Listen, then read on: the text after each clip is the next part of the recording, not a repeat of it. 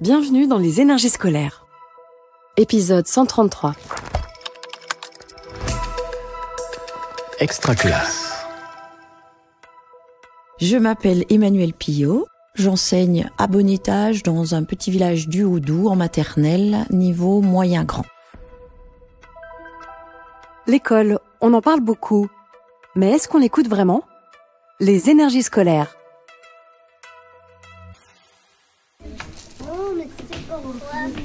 Voilà, c'est toi qui es bon ? Alors, tu te souviens ? Mein Schal. Schal, ferme ton manteau. Je travaille l'allemand en classe en utilisant du vocabulaire qui revient régulièrement dans les rituels, les nombres, la météo, l'habillement. Et puis aussi sur le plaisir d'écouter des chansons, de les chanter, de les danser et d'écouter la langue sous cette forme-là. Guten Tag. En 2019, ça faisait presque une trentaine d'années que j'enseignais et principalement en maternelle. J'avais été directrice, je commençais à voir les limites de mes possibilités dans notre système. Personnellement, j'avais fini quasiment d'élever mes 3 enfants. Je leur avais consacré beaucoup de temps et vraiment l'envie était très présente de vivre quelque chose d'intense. Et puis, je connaissais l'existence d'un échange intéressant organisé par l'OFAGE, Office franco-allemand de la jeunesse. Quand l'information m'est passée sous le nez, je crois que c'était le moment idéal de candidater. Ce que j'ai fait, et à mon grand bonheur, j'ai été nommée dans un kindergarten de Munich pendant 1 an.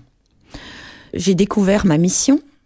Elle était d'une part d'enseigner le français 1 jour par semaine, et puis j'étais affiliée à un groupe en permanence toute la semaine, et je devais m'exprimer avec les enfants uniquement en français.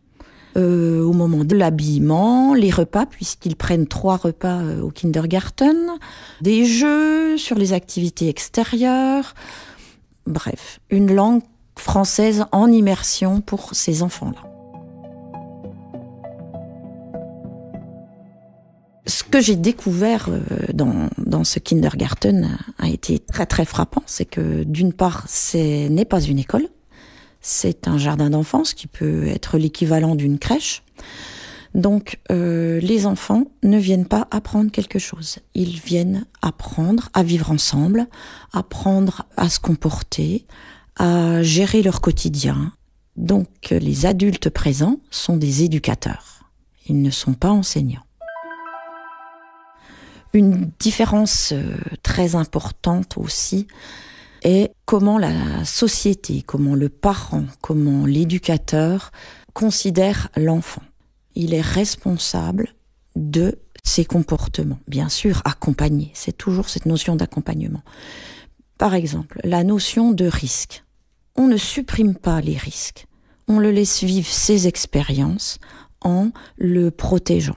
Ça se caractérise par une cour d'école immense, avec une partie boisée, où les enfants peuvent grimper aux arbres, jouer dans la boue, entreprendre, expérimenter, prendre des risques évalués. Mais on leur inculque le fait que c'est eux qui doivent petit à petit les mesurer. Donc ça, c'est déterminant parce que les enfants vont oser. 1, 2, 3. 9, 7. 10. Allez, en anglais un petit coup ? Ça fait cette fois 2 années que je suis revenue de cette expérience et le désir était vraiment intense de faire vivre les langues dans ma classe. C'est vraiment des activités rituelles qui sont mises en place au niveau des nombres, des couleurs, du vocabulaire qui peut être investi à tout moment. On a gardé un très bon contact avec le kindergarten de Munich, si bien que s'est installé un échange en vivant des moments de retrouvailles en visio où on échange des chansons, des petits jeux, en s'envoyant des photos, des vidéos. On est venu là voir des petites vidéos de nos copains de Munich. Ils nous les ont envoyés d'Allemagne et ils aimeraient nous présenter quelque chose qu'ils font chez eux, dans leur école, dans leur kita, et que nous, on ne fait pas du tout. J'avais l'envie de faire vivre une langue et même plusieurs. Du coup, ça a donné aussi une légitimité sur l'anglais autant que l'allemand. Faire vivre à des jeunes enfants cette ouverture d'esprit. Alors, Pourquoi ils ont un sac accroché? bonne question. C'est leur école. Ils sont à l'école, là. Oui, ils sont à l'école. Quelqu'un veut dire autre chose? Mais Oui. ils mangent à l'école. Ah, ils mangent à l'école. C'est pour... Ce que m'a apporté cette expérience, c'est en premier lieu la confiance en les élèves.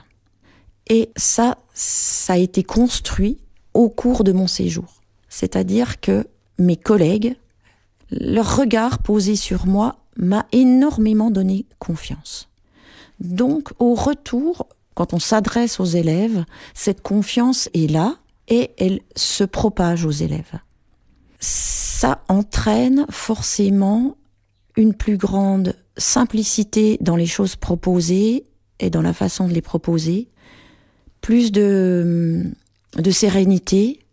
Les activités ont toujours la même exigence, hein. Les thématiques sont là, les attentes sont là, mais avec un autre regard, des libertés qu'on s'accorde, énormément de souplesse pour coller à la personnalité, aux besoins, à l'événement qui se produit dans la classe, sur lequel on a besoin de réagir en temps réel. Il mangeait ses quartiers de pommes, il a dit « Apfel ». Ouais. Il mange des fraises, Aslan. Est-ce qu'ils dorment là-bas? Ah, eh ben ça, on leur posera la question la prochaine fois qu'on leur écrira aux copains de Munich. C'est intéressant. Aujourd'hui, quand je prépare ma classe, quand je la vis au quotidien, il y a évidemment plein de freins qu'on sauté, un plus gros potentiel de solutions à trouver pour chacun. Et ça, je pense que c'est le résultat de cette expérience qui m'a donné énormément d'énergie, beaucoup de fraîcheur, beaucoup de champs de possibles et beaucoup plus de plaisir, de bonheur, de confiance, une nouvelle fois.